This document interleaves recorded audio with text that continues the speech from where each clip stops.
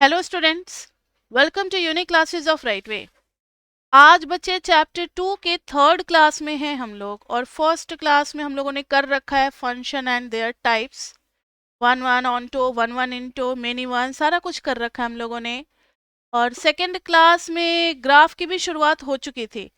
Domain and range के questions हम लोगों ने किए थे और ग्राफ भी किए थे। तो एक बार क्विक रिवीजन ग्राफ का, बेसिक ग्राफ का, क्योंकि आज के क्लास में भी बेसिक ग्राफ करेंगे। अगर टाइम बचा तो मॉडिफिकेशन भी स्टार्ट करेंगे, नहीं तो नेक्स्ट क्लास में करेंगे।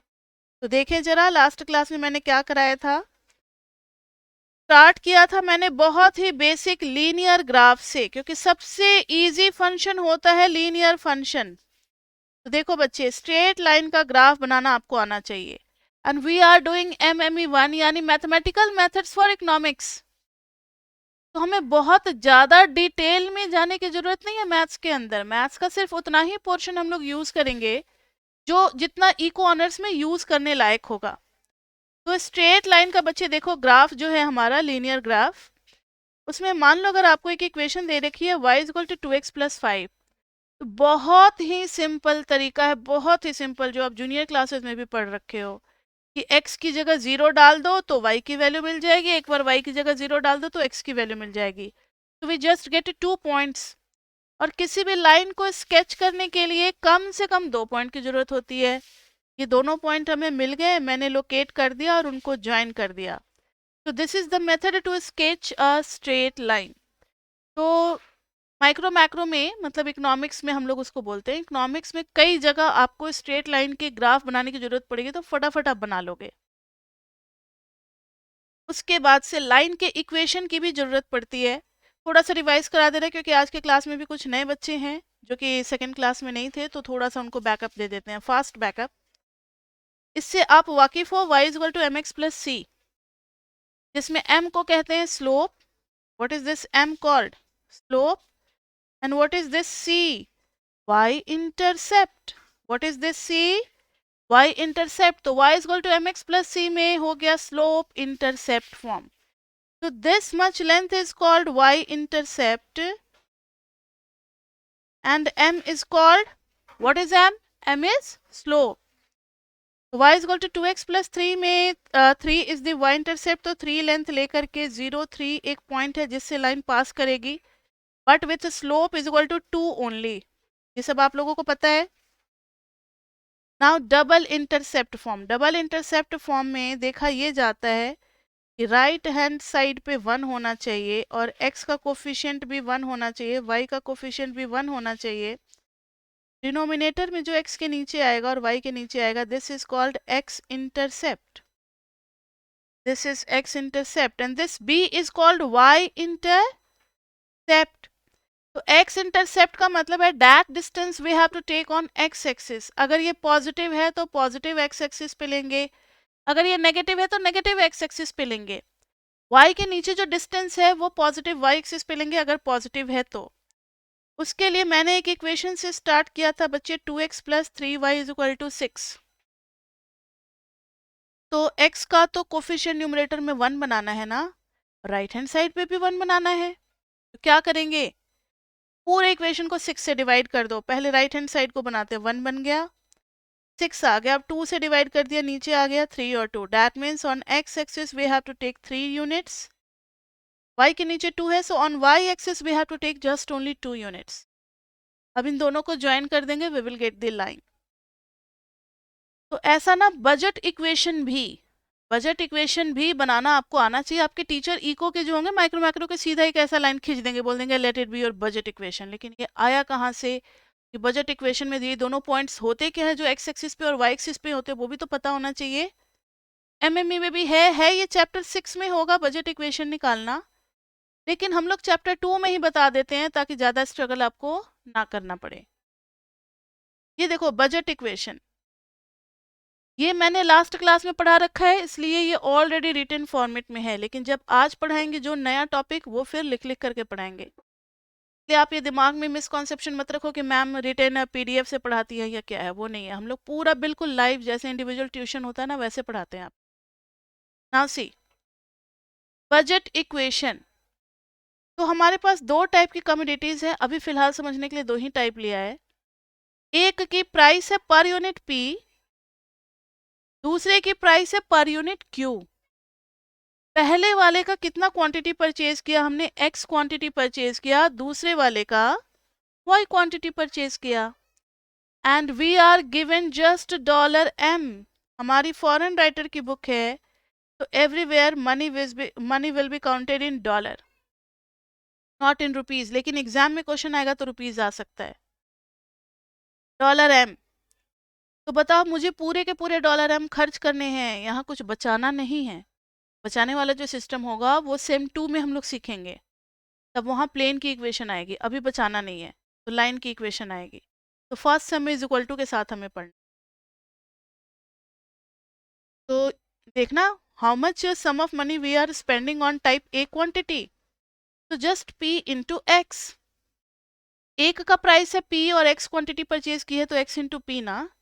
एक का प्राइस है Q and we have purchased y number of units, so total amount of money we are spending on type B quantity is y into q. So p into x plus q into y, and that must be equal to m only because we have only m money, nothing more than that. तो हम m ही खर्च कर सकते हैं, तो बच्चे equal to m कर दिया। अब ये रिप्रेजेंट कर रहा है इक्वेशन ऑफ लाइन, क्योंकि x का पावर 1 है, y का पावर 1 है, दोनों की पावर 1 है, तो बच्चे ये हो गया लीनियर इक्वेशन। और इसका ग्राफ क्या होगा, ग्राफ क्या होगा जल्दी बताओ। बगल में लिखा भी है, आप पढ़ भी नहीं सकते, इट रिप्रेजेंट्स अ लाइन। बच्चे आपको ना डिस्कशन में इंटरेक्ट करना होगा, आपको जवाब देना होगा, क्वेश्चन पूछना होगा, नहीं तो लाइव क्लास का कोई इंपॉर्टेंस नहीं है। फिर आप रिकॉर्डेड ही ले लो, उसी से खुश रहो। लाइव क्लास का मतलब है कि जब टीचर पूछे तो आपको जवाब देना है, और जहां आपको नहीं समझ में आए उसी टाइम आपको स्ट्राइक करके क्वेश्चन पूछना है, बाद के लिए कुछ नहीं रखना।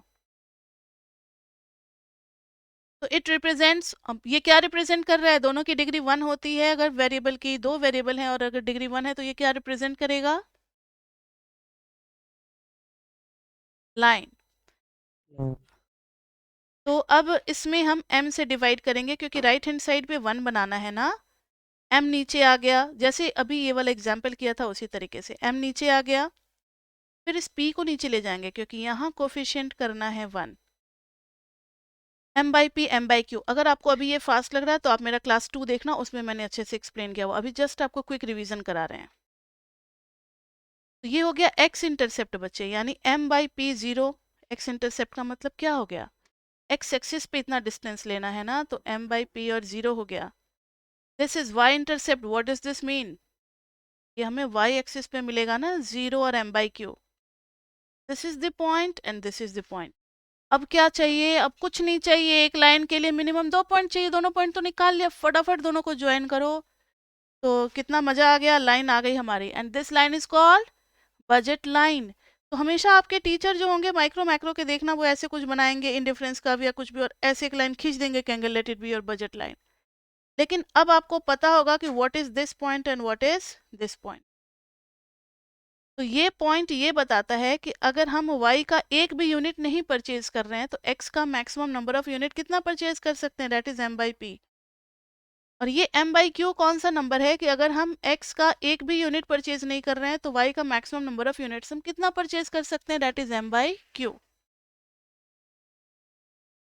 उसके बाद से कुछ बेसिक सी बातें जो आप 11th-12th में भी पढ़ रखे होंगे, equation of line passing through point and having slope m, याद है ना, y माइनस y1, ये रहा पॉइंट x1 y1, इससे लाइन पास कर रही है और इसका स्लोप हमें पता है m, तो y minus y1 is equal to m into X minus x1।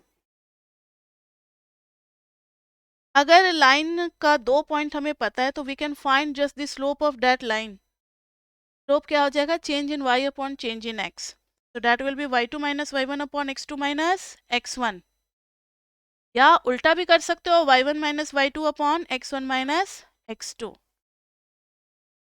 फिर है equation of line passing through 2 points, 2 point से पास करने वाले लाइन की इक्वेशन। देखो ना, दोनों पॉइंट को मान लिया कोऑर्डिनेट को x1 y1 और x2 y2, याद है आपको, सब कुछ आप पढ़ रखे हो 11th में। y minus y1 upon y1 minus y2 is equal to x minus x1 upon x1 minus x2। अब अगर इधर 1 यूज कर रहे हैं तो इधर भी 1 ही लिखना है। मतलब जैसा ऑर्डर आप y के साथ रख रहे हो वैसा ही ऑर्डर आपको x के साथ भी रखना, आप चेंज नहीं कर सकते। अगर आपने इधर 1 रखा है तो इधर भी 1 ही रखोगे, अगर आपने इधर 2 रखा है तो इधर भी 2 ही रखोगे। चेंज कर सकते हो, आपकी मर्जी। उसके बाद से ये हो गया लीनियर ग्राफ का खत्म, पहला बेसिक ग्राफ खत्म। दूसरा बेसिक ग्राफ है पॉलिनोमियल ऑफ डिग्री 2। डिग्री 2 में हमें क्या क्या पढ़ने को मिल सकता है? सर्कल की इक्वेशन जब दोनों वेरिएबल डिग्री 2 के हो, x भी स्क्वायर फॉर्मेट में हो और y भी स्क्वायर फॉर्मेट में हो, तो ये सर्कल भी रिप्रेजेंट कर सकता है और ये इलिप्स भी रिप्रेजेंट कर सकता है और ये हाइपरबोला भी रिप्रेजेंट कर सकता है। ठीक है। और अगर एक लीनियर और दूसरा क्वाड्रेटिक, एक लीनियर दूसरा क्वाड्रेटिक, एक लीनियर दूसरा क्वाड्रेटिक, एक लीनियर दूसरा क्वाड्रेटिक, ये जो 4 अलग अलग फॉर्म है एक लीनियर और दूसरा क्वाड्रेटिक के, ऑल दीज रिप्रेजेंट व्हाट? क्या रिप्रेजेंट करते हैं ये? किसी को कोई आइडिया?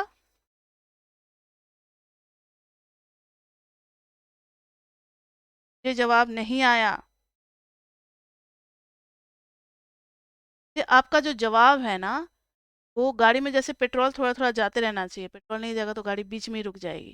कैसे टीचर पढ़ाएगा? अगर आप लोग जवाब नहीं दोगे तो टीचर कैसे बोलेगा, फिर कैसे मोटिवेट होगा? बच्चे समझ रहे हैं या नहीं? अगर एक लीनियर और दूसरा क्वाड्रेटिक आपने 11th में पढ़ रखा है, कुछ याद आ रहा है या नहीं याद आ रहा?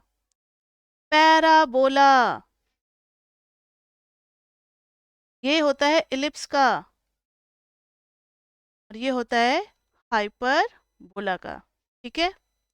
हर क्लास में आप पीछे का रिवाइज करके आया करो, नहीं तो फिर एमएमई 1 जो है वो समझ में नहीं आएगा। और एक वार्निंग हम आपको पहले ही दे दें, जिन बच्चों ने अभी कुछ भी नहीं मेरा देखा है हाउ टू स्टडी एमएमई 1, कि एमएमई में कभी भी क्वेश्चन रिपीट नहीं होता है। Every time you will get a new question, that means you have to be prepared in a better way ना। आप सिर्फ क्वेश्चन रट करके चले जाओगे पिछले 5 साल का और उसमें से आना है पेपर में, तो ये भूल जाओ, ये सब नहीं होने वाला है एमएमई में। आपको खुद को मेंटली उतना प्रिपेयर करना पड़ेगा। तो ध्यान से सुनो और जवाब भी दो। जवाब गलत होगा तो बहुत बढ़िया, मजा आता है, गलत होता है तो और सही तरीके से समझाएंगे ना, लेकिन जवाब देना है आपको। नहीं याद है तो बोलते मैम नहीं याद है। सर्कल देखो, सर्कल, सर्कल के इक्वेशन में एक चीज है कि दोनों की पावर कितनी होगी? 2, बीच में होगा प्लस। तो ये आप लोग पढ़ रखे हो, x माइनस एल्फा का whole square y minus beta का whole square is equal to r square. इसका सेंटर हो जाएगा अल्फा और बीटा। सपोज करो आपका अल्फा बीटा यहाँ आ रहा है एंड रेडियस इज आर, तो ये एक सर्कल को रिप्रेजेंट करेगा जिसका सेंटर है अल्फा बीटा और रेडियस है आर। और ये एक छोटा सा एग्जांपल मैंने कराया था, ये आप अपना देख लोगे, वीडियो 2 में आ जाएगा समझ में। पैराबोला कुछ याद आ रहा है? Y square is equal to X, इस साइड वाला पैराबोला बनता है Y square is equal to minus X. अब बच्चे हमें ना वो सब नहीं लोकेट करना कि वर्टेक्स कहाँ है, फोकस कहाँ है, लेटस रेक्टम डायरेक्ट्रिक्स वगैरह वगैरह, ये सब कुछ नहीं चाहिए। सिंपली बस आपको शेप पता होना चाहिए कि what will be the shape of the basic graph, that's it. बहुत ज़्यादा एक्चुअल ग्राफ हमें नहीं बनाना, हमें ना ग्राफ का बस नेचर पता होना चाहिए कि कैसा नेचर होगा। एक्स स्क्वायर अगर हो और इज इक्वल टू वाई तो ये अपवर्ड बनेगा, X square is equal to minus Y तो ये डाउनवर्ड बनेगा। ये 4 टाइप के पैराबोला होते हैं जो कि आपको ध्यान में रखना है। इलिप्स में बच्चे X square by A square plus Y square by B square is equal to 1। X के नीचे जिसका स्क्वायर होगा, ध्यान से सुनो। यस बच्चे, कोई कुछ पूछ रहा है? Yes Nand Kishore, do you want to ask something? Okay, okay. So you just mute yourself now. You can unmute whenever you want to ask something. Now see. और आप चैट बॉक्स का भी यूज कर सकते हो। Now see ellipse. इलिप्स में है X square by A square plus Y square by B square is equal to 1। तो एक्स माइनस 0 का square by A square plus Y minus 0 का square by B square is equal to 1। तो centre is 0 0 और x के नीचे किसका square है, a का है, y के नीचे किसका स्क्वायर है, b का है। तो देखो ना, x along the x axis हम a डिस्टेंस राइट में चले जाएंगे, a डिस्टेंस लेफ्ट में चले जाएंगे।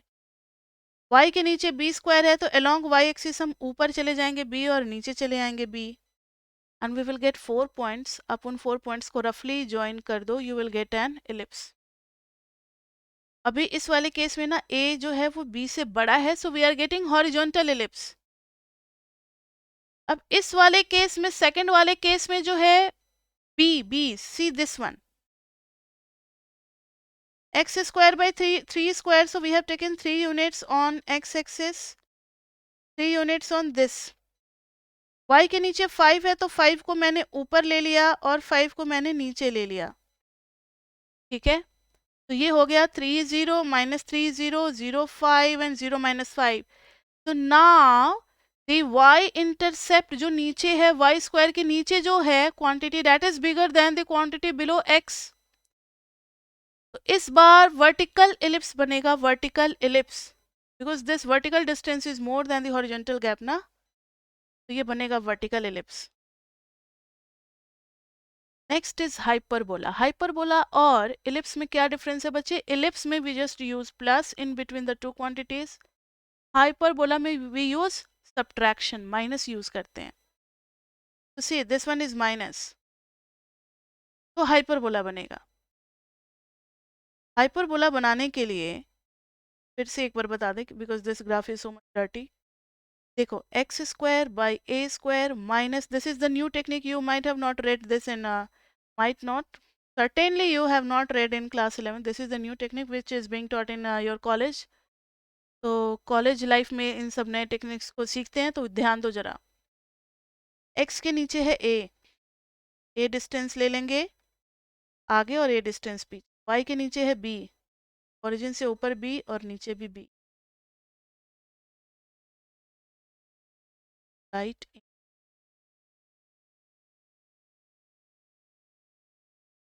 now see, now we are making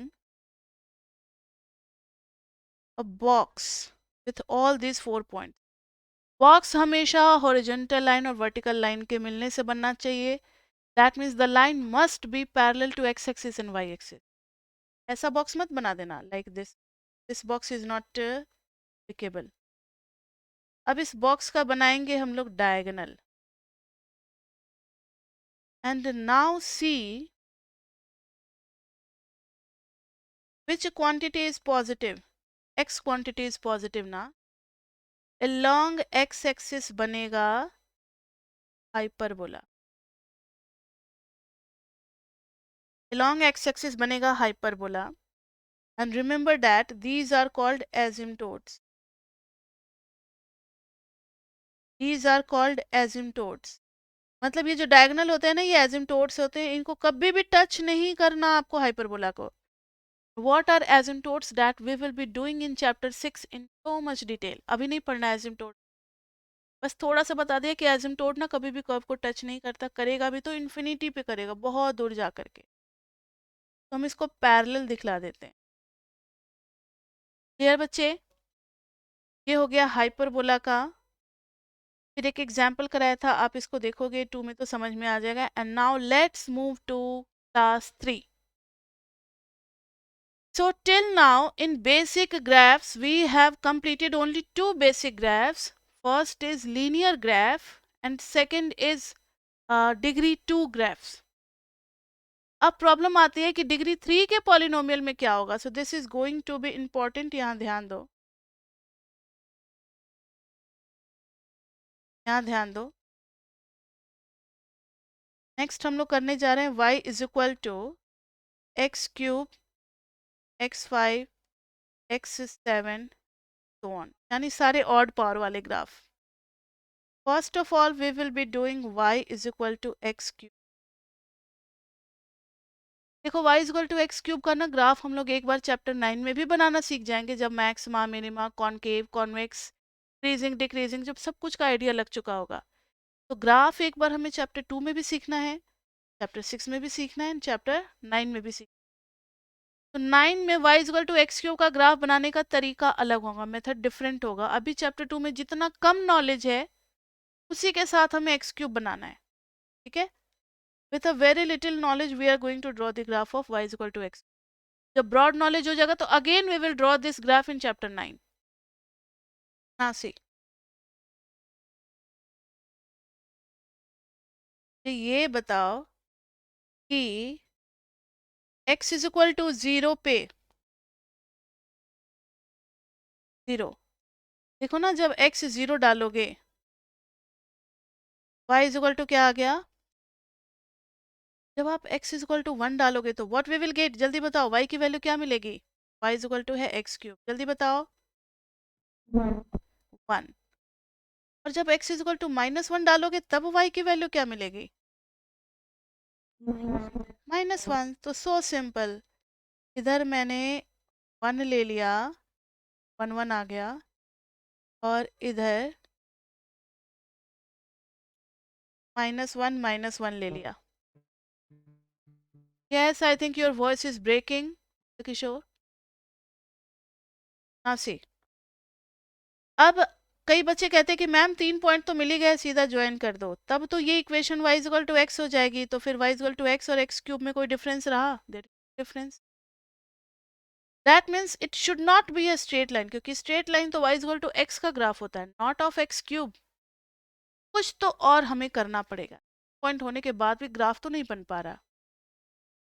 now you just take any value less than 1, this is 1 ना, this is 1, this is -1, this. Now see, अगर आप x इज इक्वल टू 1/2 ले, y की value कितनी मिलेगी, 1/2 का cube, that is 1/8।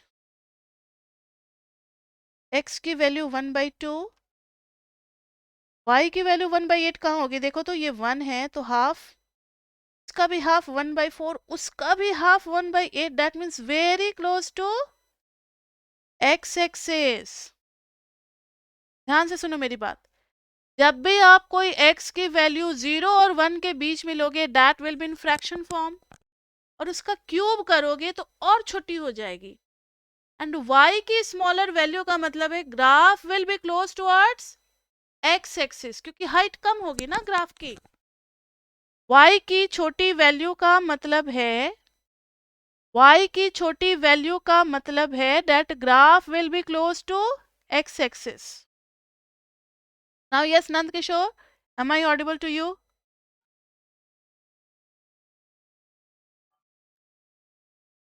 Please join. Now see, अभी हम, yes yes,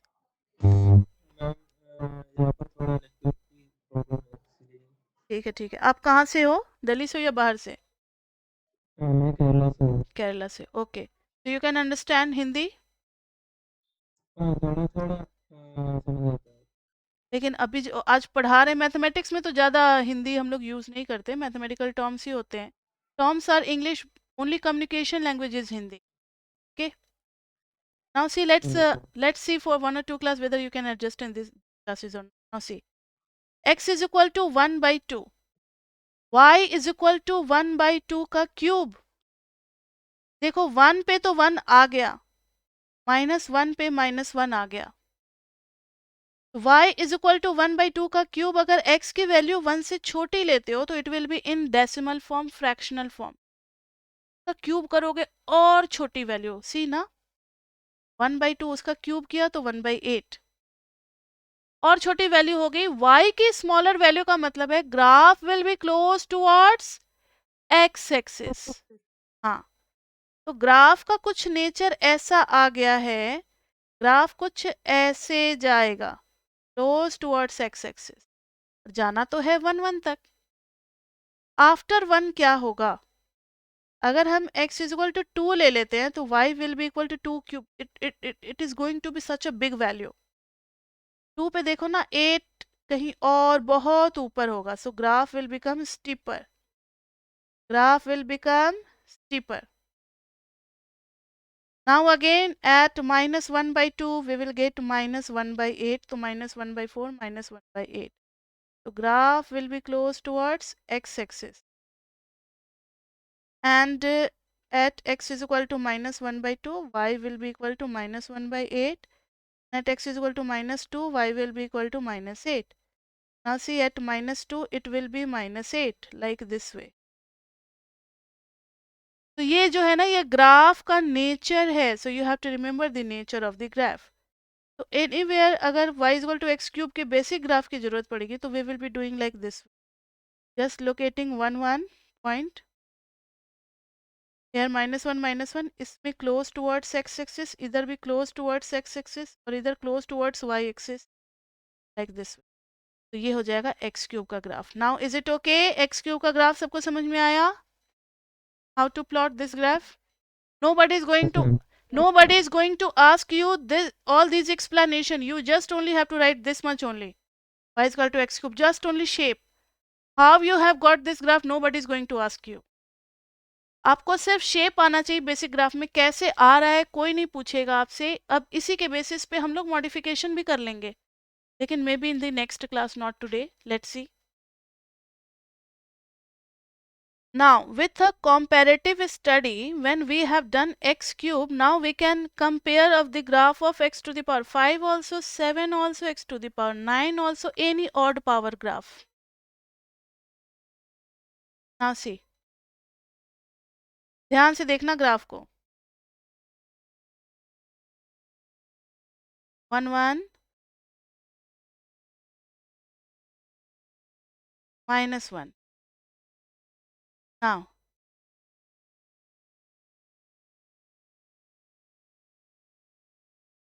let this blue curve be of x cube. And now we want to compare what will be the shape of this x to the power 5 on the basis of x cube. Now see how it is being done. y is equal to x cube ले लो और एक तरफ y is equal to x to the power 5 ले लो. 0 पे तो ये भी 0, ये भी 0, इधर x की वैल्यू ले. 1 पे तो ये भी 1, ये भी 1, -1 पे ये भी -1. That means these 3 points are common to all graphs of odd power. x, x cube, x to the power 5, x to the power 7, सब में ये 3 पॉइंट तो कॉमन होंगे. ऑरिजिन 1 1 और -1 -1, 3 पॉइंट तो सब में आएंगे. लेकिन अब माइनस हाफ पे सोचो जरा. y is equal to x cube, -1 by 8. लेकिन इधर क्या? -1 by 32. यानी अगर ये 1 है, माइनस हाफ पे अगर ये -1 by 8 आया था, इससे भी छोटी value, even smaller. Suppose I am using this green color graph for x to the power 5, then it will be more closer towards x-axis. I think green is not so much. Taking red color graph. So this is more towards x-axis. Here also 1 by 2 पे ये 1 by 8 आ रहा है, but this is very small 1 by 32. So this is power 5. इधर भी graph बहुत नीचे होगा in comparison to x cube, लेकिन जाना तो है 1 1 तक. अब x इज इक्वल टू 2 ले लो. 2 का क्यूब 8, का पावर 5 32. अब 2 पे सिस्टम उल्टा चल रहा है बच्चे, ध्यान से सुनो. Between -1 and 1 graph will be more close towards x axis, लेकिन यही ग्राफ अपना अलग नेचर दिखलाएगा. ये हो जाएगा more close towards y axis, क्योंकि y की वैल्यू ज्यादा आने लगेगी ना, 32. तो it will be like this way in comparison. So this red is about x to the power 5. Now think about black graph or just light blue.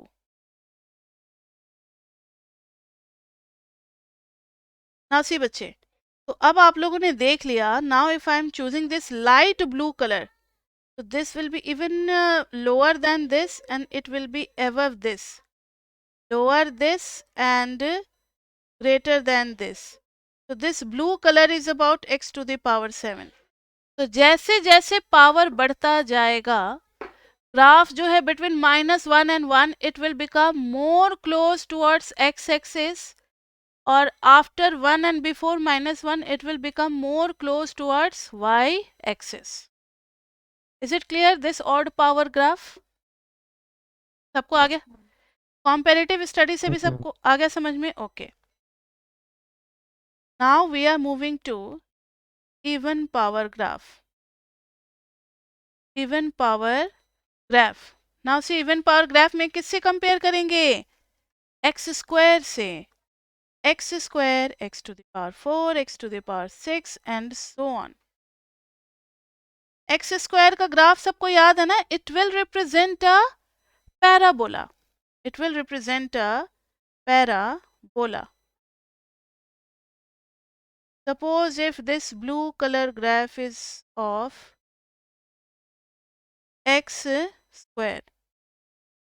This blue color graph is of x square. Again with the same logic, it was -1 and 1. Here. This is 1. This is 1 and 1. Now with another, like suppose I am using this green color. So between -1 and 1 again with the same logic it will be closer, closer, closer towards x axis. कि जब आप fraction की value डालोगे -1 और 1 के बीच में तो पावर और ज़्यादा हो गया, तो और ज़्यादा पावर इसको क्या कर देगा? और कम कर देगा. लेकिन जब आप 1 से बड़ी वैल्यू डालोगे तो ये और ज़्यादा हाइयर हो जाएगा. तो it will be also a parabola only but with somewhat different shape. लेकिन जब आप ग्राफ बनाओगे तो एक्स स्क्वायर का भी ऐसे ही बनाओगे, x4 का भी ऐसे ही बनाओगे, x6 का भी ऐसे ही बनाओगे, वो नहीं पता लगेगा आपको. लेकिन जब आप सारे ग्राफ को एक जगह मैच करोगे तब पता लगेगा कि जैसे जैसे पावर बढ़ता चला जा रहा है ना, वो closer to x axis flatter होता जा रहा है और थोड़ा ज़्यादा स्टीपर होता जा रहा है after 1 and before -1. Is it okay? So this green color will be for x to the power 4. Next is like this way. ये इतना small level पे होता है. Like this way, red वाला. ये भी पैराबोला ही होगा. कंफ्यूजन मत रखो कि एक टाइम ऐसे हो जाएगा. No. Always it is a parabola. We are comparing. So this is red graph is x to the power 6. Is it okay? Even power graph, it is okay? Yes, ma'am. Now see. Y is equal to modulus function. This is sometimes called absolute value function. Absolute value function.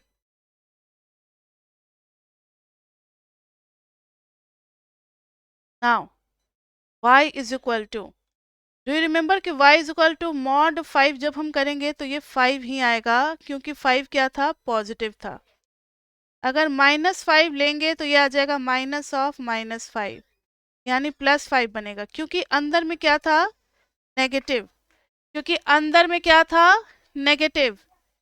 तो negative था तो minus लगा करके लिखेंगे तब जा करके ये क्या बनेगा? पॉजिटिव. तब माइनस लगा करके लिखेंगे तो ये क्या बनेगा? Positive. So y will be equal to x if x is greater than 0 minus x if x is less than 0. अगर नेगेटिव है तो बच्चे उसमें हम लोग माइनस लगा करके लिखेंगे और अगर 0 है तब तो एज यूजुअल 0 लिखेंगे. अगर x ग्रेटर देन 0 है तो एज इट इज लिख देना है मॉडुलस में.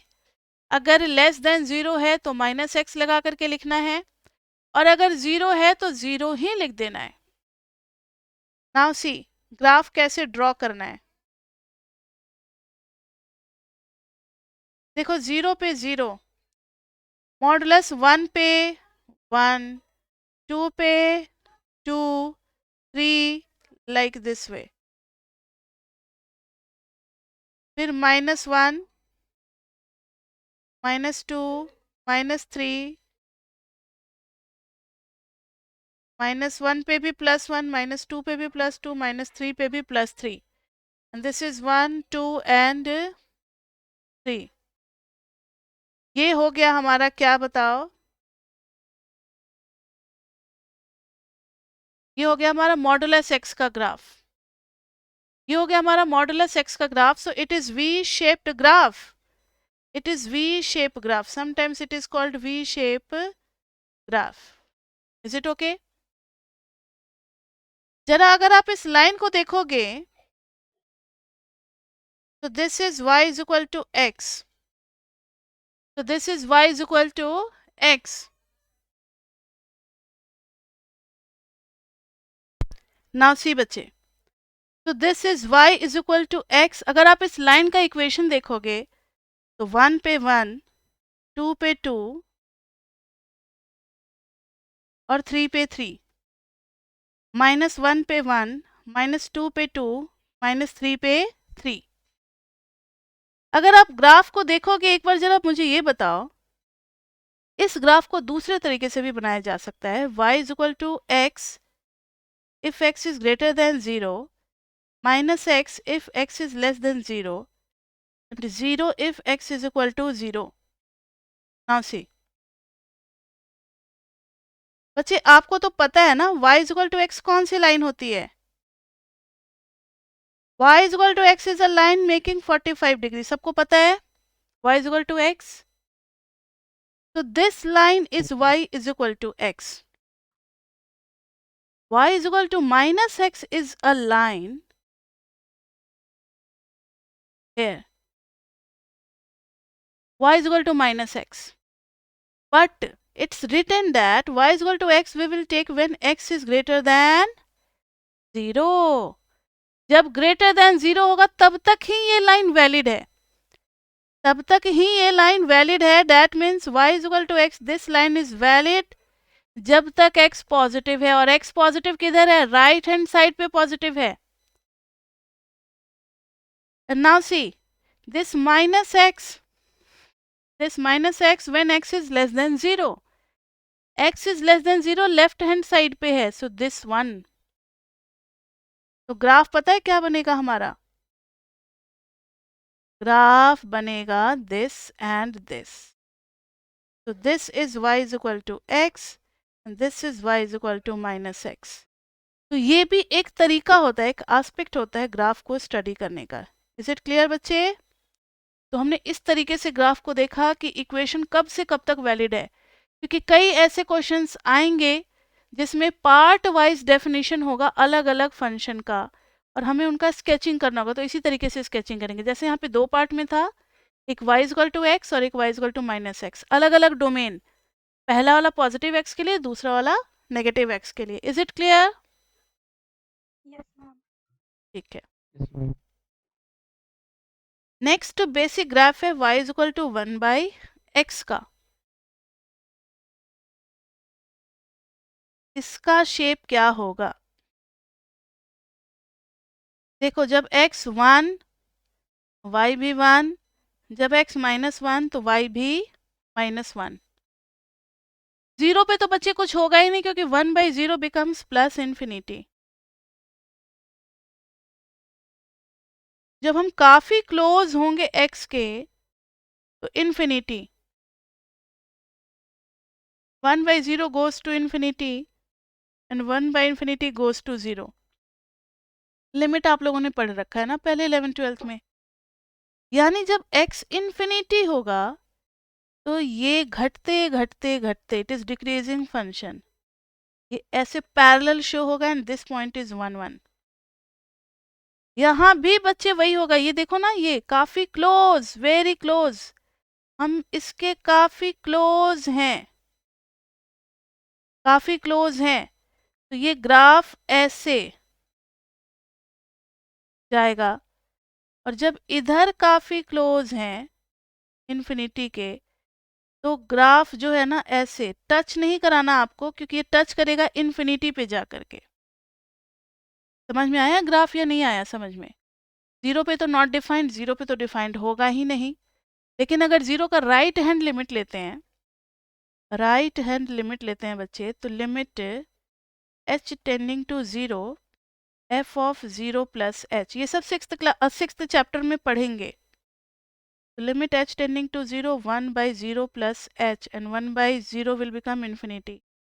That means from right hand side of 0 it will go to plus infinity. इसलिए ग्राफ का हमने ये वाला पॉइंट यहाँ लिया. Is it okay? तो लिमिट के तरीके से हम लोग समझते हैं, और ये डिक्रीजिंग ग्राफ है इसलिए ऐसा शेप हो जाएगा. अब कभी y is equal to 1 by x आएगा, so we will be just doing this and this.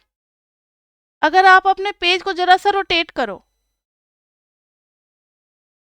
तो यू विल गेट हाइपरबोला. इसको ना कहा जाता है रेक्टेंगुलर हाइपरबोला. रेक्टेंगुलर हाइपरबोला किस लिए? Rectangular hyperbola.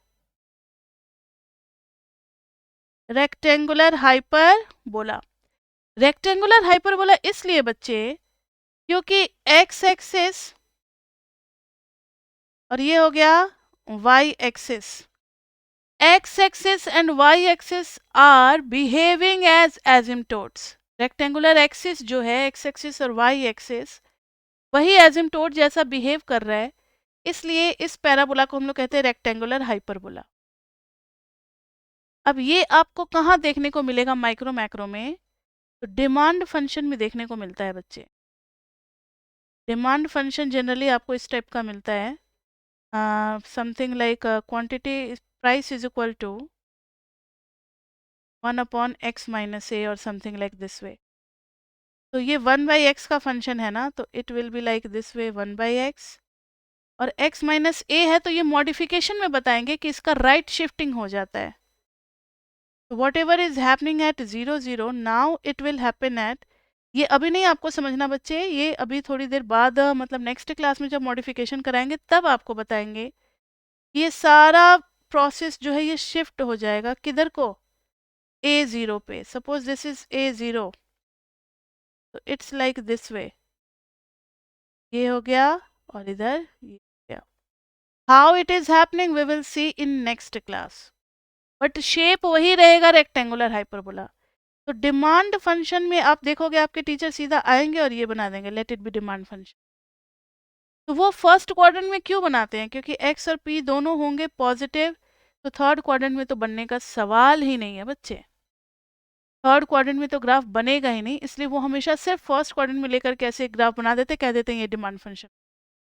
तो अब आपको समझ में आएगा कि वो डिमांड फंक्शन बना रहे हैं, तो कौन सा है? ये इनवर्स फंक्शन वाला डिमांड फंक्शन है. Is it okay? Yes.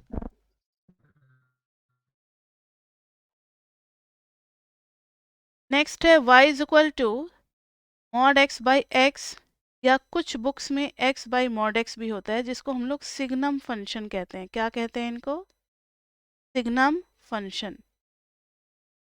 It's not Singham function. कई बच्चे ma'am Singham Singham function, Singham function नहीं है बच्चे. What is this? Signum function.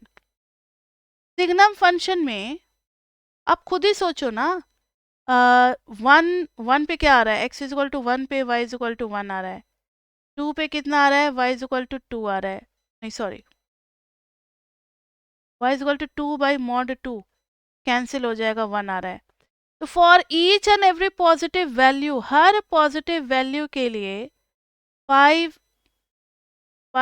का मॉड यानी 5/5 ये कैंसिल होकर के 1 ही आना है. तो हर पॉजिटिव वैल्यू के लिए 1 आना है, और हर नेगेटिव वैल्यू के लिए y is equal to mod of, ऊपर ले लो -2 और नीचे में ले लो mod of -2. So this will be -2/2. कितना आ गया? -1. हर नेगेटिव के लिए y is equal to -5 by mod of -5. तो it will become -5 by +5, it will become -1. आपने ग्राफ में देखा है. Now see, so for all positive value it is becoming 1, for all negative values it is becoming -1. Her positive value के लिए ये हो रहा है +1 और हर नेगेटिव वैल्यू के लिए हो रहा है -1, और 0 पे ये डिफाइंड नहीं है. क्योंकि 0/0 is indeterminate form that we will see in chapter 4 जब लिमिट कर रहे होंगे। तो 0 पे ये फंक्शन डिफाइन नहीं होता। तो ग्राफ आ गया समझ में, this one and this one. Is it okay? Yes, ma'am. Next is greatest integer function. Have you read about this greatest integer function? पढ़ा होगा Yes, आपने। ma'am. तो 2.1 की Yes, वैल्यू, यस 2.1 की वैल्यू कितनी होगी बताना? Greatest integer, 2, yes. और 2.9 की 2, और 3 की 3, 3. 3, ठीक है। तो ये आप लोगों को आइडिया है कि जब इंटीजर रहेगा तो वैल्यू इंटीजर, बट जब कुछ और रहेगा तो we just see your number line. 0.9 यहाँ है, so it is lying between 0। Left side. हाँ, तो हम हमेशा लेफ्ट साइड का ही इंटीजर लेते हैं। ये हो गया ग्रेटेस्ट इंटीजर फंक्शन। तो यहाँ पर आ जाएगा 0। उसी तरीके से -2.9 होगा तो क्या लिखेंगे?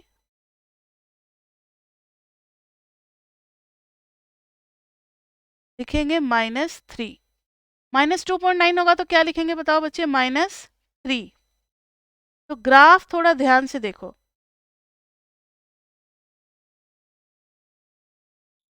Ma'am, will you please repeat the name of that function? It's greatest integer function, greatest integer function.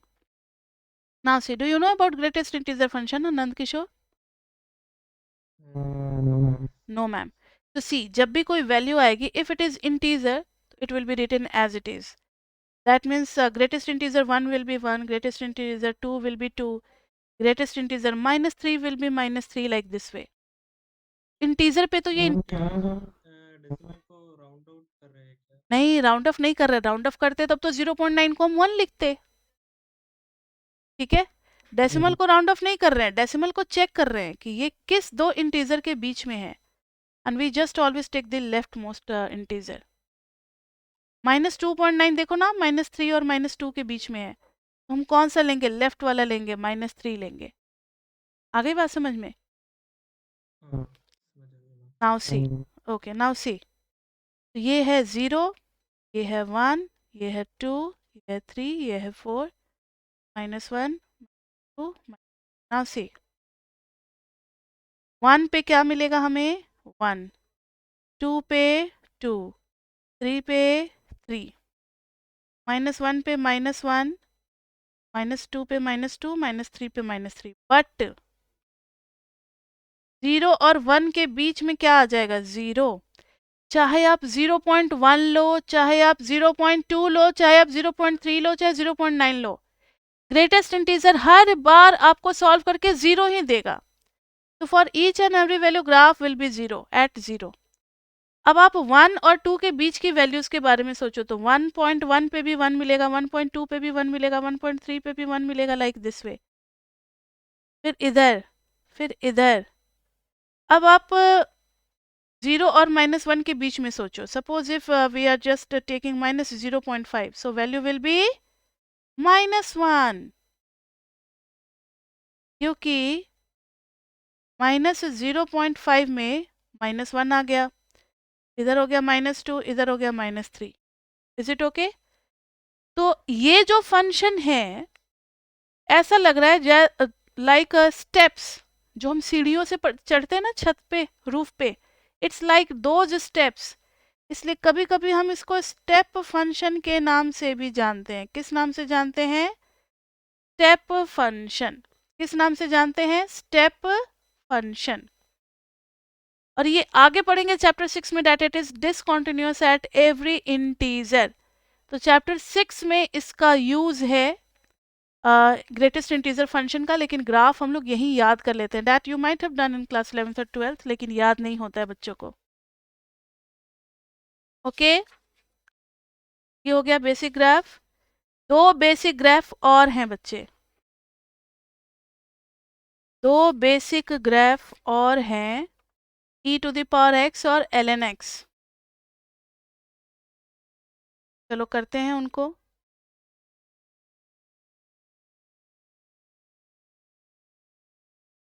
Do you know about this letter E which we are using in mathematics? What is this E?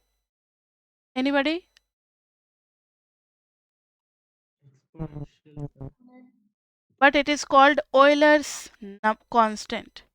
Euler's number. Euler जो है ना वो mathematician का name है. He gave the concept about this constant. जैसे पाई की value होती है ना 3.14 we are assuming, वैसे ही E भी होता है. पूरे मैथमेटिक्स में देयर आर ओनली 2 नंबर्स जिसकी वैल्यू आज तक किसी को नहीं पता, पाई और ई. पाई की वैल्यू 22/7 करोगे so you will gate unending and non terminating decimals. You will get unending and non-terminating decimals. That's why, and E is also 2.7128 something something something. You can just search this value on anywhere. You will get non-terminating and non-repeating. And these two values, इसकी value किसी को भी exact value नहीं पता है. These two are called transcendental number. Transcendental number. There are only two transcendental number, pi and e. So we are talking about this Euler's number. और e to the power x को हम लोग कहते हैं exponential function. सिर्फ e to the power x ही नहीं होता exponential function, something other भी होता है. ध्यान दो जरा, आपने पढ़ा होगा बचपन में, अगर a to the power b है तो a is called base and b is called exponent. Do you remember this? In third or fourth you might have read. a is called base and b is called exponent. अगर function base पे depend करता है, जैसे जैसे x में changes आएंगे, the same way we will see the changes in y also. तो y is behaving like x is behaving. Y is not depending upon 3. Y is just depending upon x only. And x is base. Such type of function is called algebraic. जिसमें base change होता है, exponent नहीं change होता, exponent is constant, ऐसे function को हम algebraic कहते हैं.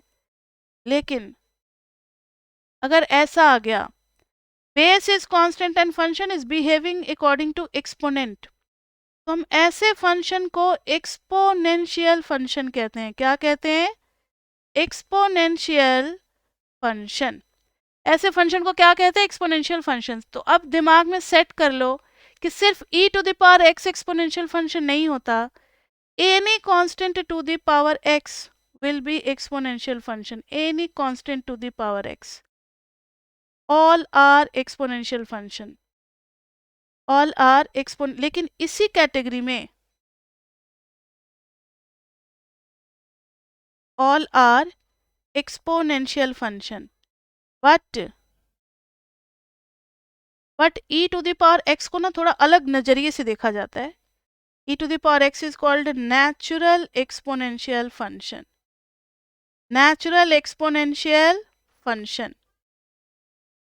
I will take you just 5 to 10 minutes more. We will be doing e to the power x graph and ln x graph for today only. And rest of the topic we will be starting in next class. Okay? So just have patience for 5 to 10 minutes more. Now see, natural exponential function. अब इसका graph बनाना है बच्चे. अब आपको एक mathematics का एक ऐसा टेक्निक सिखलाने जा रहे हैं जो MME1, MME2, third semester, fourth semester, in micro macro everywhere you will be using this concept. ध्यान से सुनो. x की पावर इन्फिनिटी को स्टडी करना है when x is less than 1 and when x is greater then 1. इसका behaviour हम लोग स्टडी कर रहे हैं. सपोज करो x इज इक्वल टू 1/2 ले लिया और इधर ले लिया x is equal to 2.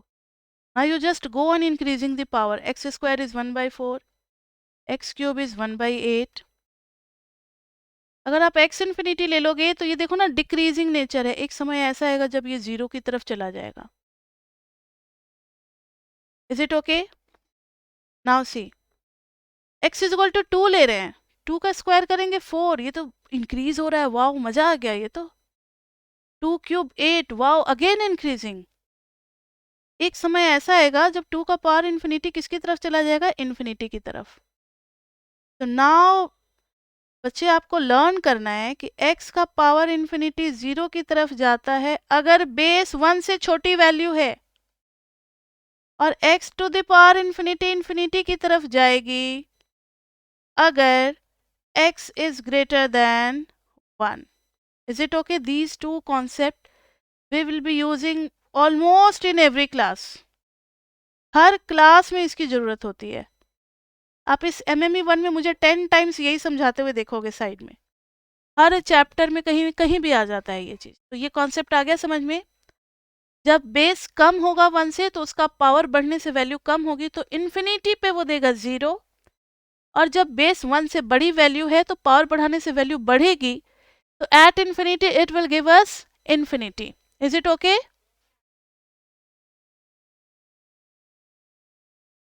And now see, e की वैल्यू होती है 2.7183.